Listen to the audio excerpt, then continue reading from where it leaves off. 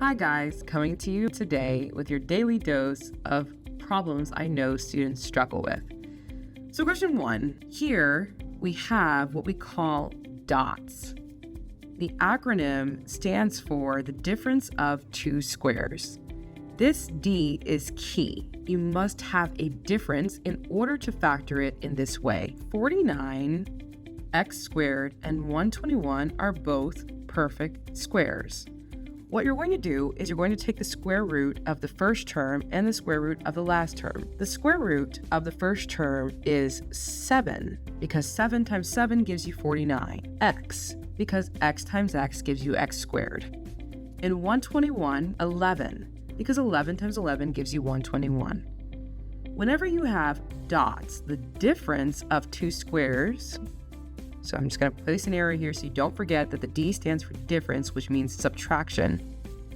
All you need in your answer is a sum, so plus 11, and a difference. Question 2.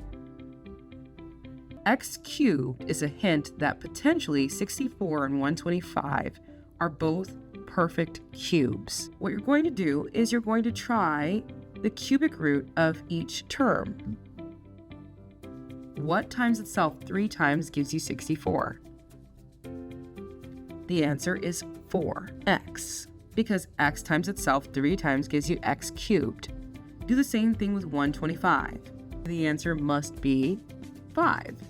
5 times 5 times 5 is equal to 125. In the difference of perfect cubes, what you're going to do is set up a binomial and a trinomial. You're going to take your terms or your factors, and in the binomial, you're going to use each of them individually.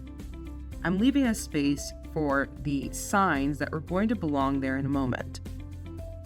In the second trinomial, you're going to take the 4x and you're going to square it. So place that in parentheses. In the middle, you're going to take 4x and 5 and you're going to multiply them together. At the end, you're going to take 5 and you're going to square it, the same way you did with the first term, and then close it. Now we need our signs.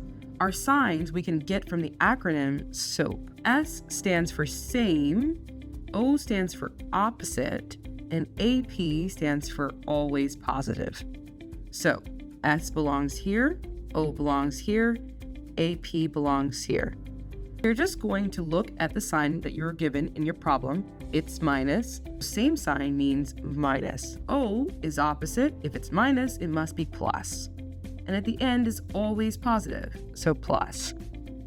Your answer needs to be simplified. Bring down the first group and then drop down the trinomial after you've solved.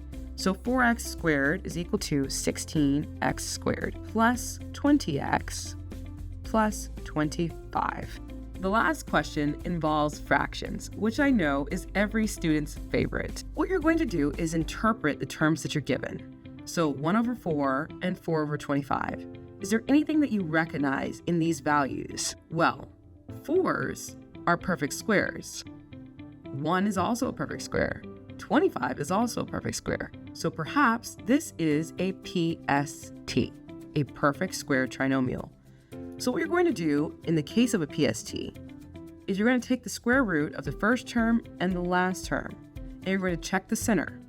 This is equal to square root the top and square root the bottom. You have 1 over 2.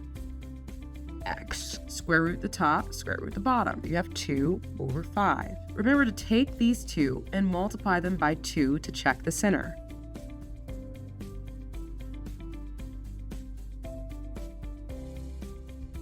Turn 2 into a fraction over 1.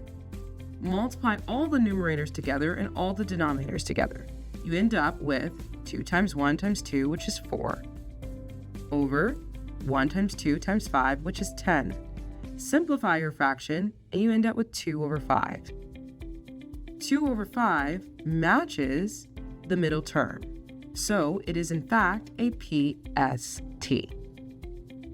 In the case of a PST, you're going to take each of your factors and place them in a binomial, 1/2 x and 2 over 5. The sign comes from the middle two first terms. So minus and squared. I hope this was helpful, guys. If you need any more assistance with mathematics, please check out my book. It is on Amazon and Barnes & Noble. Thanks for watching.